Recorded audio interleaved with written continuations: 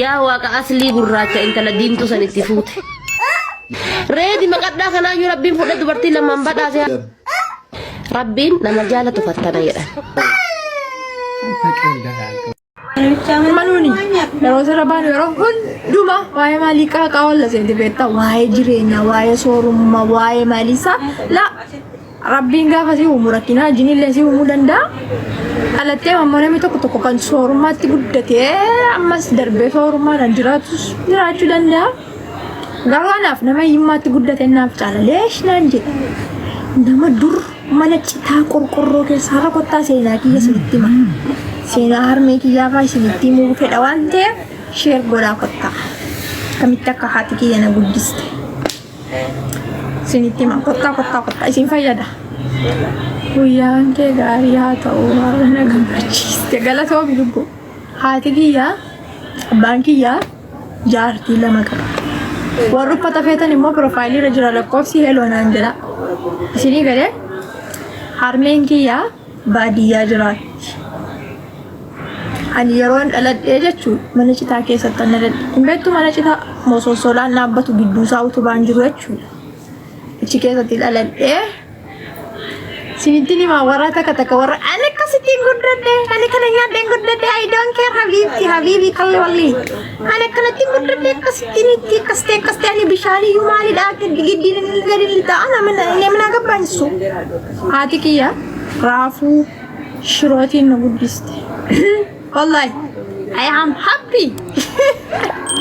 Wallahi akka Mansuur Jamaal sanatti jiraadha laa malee sharika rakkinattan guddadani malee akka keessanidha qibaxbaxadheen guddan garuu abbaan kiyyaa haati manaasaa hangafa hakiimii dubartii deessisti. Rabbi ishee alaamatu ishee lafa dubartii ammaa jechuudha. Dhaggeeffadhu si fayyada oduu miti. Harmeen kiyya immoo nama baadiyyaati. Alhamdulillah mama kiyya umriin adeeradde baga baadiyyaatti na deessee na guddiste.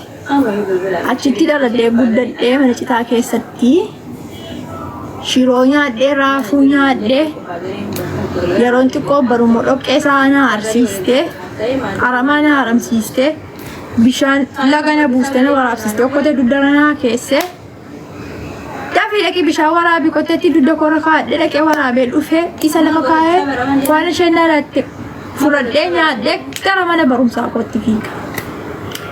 Akkasittiin guddadhee gara dhumaarratti abbaan kiyyaa mana qorqorroo harmee kiyyaa ijaaree qorqorroo keessattis guddadhee ilaa gimmaasha mana citaa keessatti guddadhee gimmaasha mana qorqorroo keessatti guddadhee gimmaasha moliishoos qaqqabadheera. Kaazaan achi booddee jireenyi samiira akkatti tartiibaan deemaa dhufee akka keessan yoo fakkaabadu maayiriidana wallaahi intala baadiyyaati sorry. Nama na dhaggeeffataa jiru qotti ilaali. Hadhufani dhugaa. Seenaa nama dhaggeeffachuuf hin dhuftu garuu yeroo isaan baadiin irraa bitaa namni ol malee waan hin qabu wal guddisaa isiniin jedhu. Na dhaggeeffadhaa si yoo isin dhibba guuttanitti wayyaallee isinitti agarsiisa. Silazaa ማለት ነው. Warra jala deemtee naqeeqtu maaninnatii kee dura beeki. Ani jechuudha maaninnatii kee akkatti guddadhe dhoksee nama jiraatu miti. Akkatti guddadhe sitti himuu fedha. Aannan dhugeen guddadhe mentee qarshii godheen guddadhe. Inni ayi gabaan yimlassu. Laraasee bicha. Ishi laraasee bicha nuuri inji. An tokko immoo sitti immoo mala kiyya keessa. Amala irra kolfanii bor immoo maal siin jedhu gaararra nama gaafa mukarra deemu bifti isaa meeqa seete bifa 99 qaba. Bifa akkasiis miti. Waalaikum salaam warahmatullahi wabarakatuh. Bifa gaararraa hin qabu. Nan kolfaan taphattaa nama takka dafeetti dhiyaadha. Dafeerraa dhaabbachuus nan beeka akkuma dafeetti dhiyaadhu sii galee. Kanaafuu namni tokko yoona waan ati kolfitu waan ati dafteetti siqattu ichi kun akkuma gabaabaa argetti kolfaa wanti siin jedhee si madaala garuu sittiin dubbatu keessa isaatti. Ani immoo waan namni tokko sitti yaadu kana kiyyaan hin beeka. Ani jechuudha intala baadiyyaati. Intala dhoqqee isaa harkaan baxabbattee guddatte jechuudha. Waliin tama xaaxxannu ta'uus mala. Inni akka kooti jirta azal. Harka baasaa namni dhoqqee isaa harkaan guddattan. laga baabutanii bishaan waraabdan nama baadiyyaatti dhalatetu aannan suni of course ta'uu danda'a garuu namni tokko hin jira beektaa namoota qaqqaabbadu anis akkasiin jaalladhu kanaaf iyyuu jechuudha hunda isaayyuu itti beenna akkasii warri shiitii feetan 700 400 darbee immoo maafan nama rarsuu hin beeku beektaa abbaan keenya yeroo nu nama rarsine gallu ulee goraatiin nuree badu qaaxaar ergitaa lubbuu bakka isin feetan isiniin erga bakka isin jettan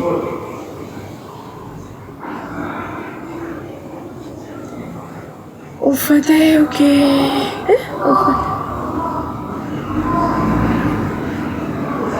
maatte lubbu koo waan tette naan galle maamaa jedhiifu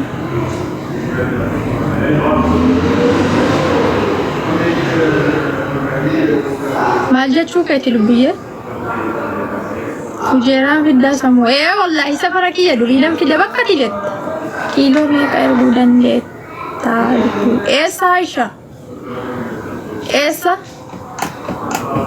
jirtati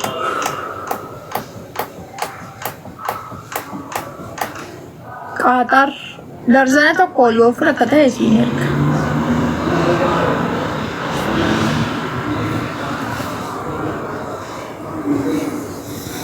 Tamira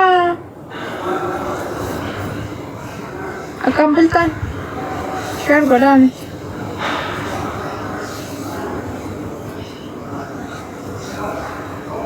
kottaa ammoo waa isinitti hima waa yaadadha antaa'ee mataa'ee waa yaadadha maal qabda uffata shamarranii abaayaa diriyaa shiitii shaarbii wanti diban jiru mucaa dhiiraa tokko kutaa sagalitti wajjin baranne mudannoo ijoolleen biyya ofii himachuu saalfattuuf bakka itti dhalatte saalfattu waan kee irraftamoo bakka itti dhalatte saalfattu kana waa isinitti hima eenyudha maqaan isaa yaa rabbii an akka kanan ta'a mucaan sun akka gama sanaa ta'a eeyudha yaa rabbii Allah eenyu jamaaliidha wayyoon harkaa badee eenyu jamaaliidha wayyoon harkaa badee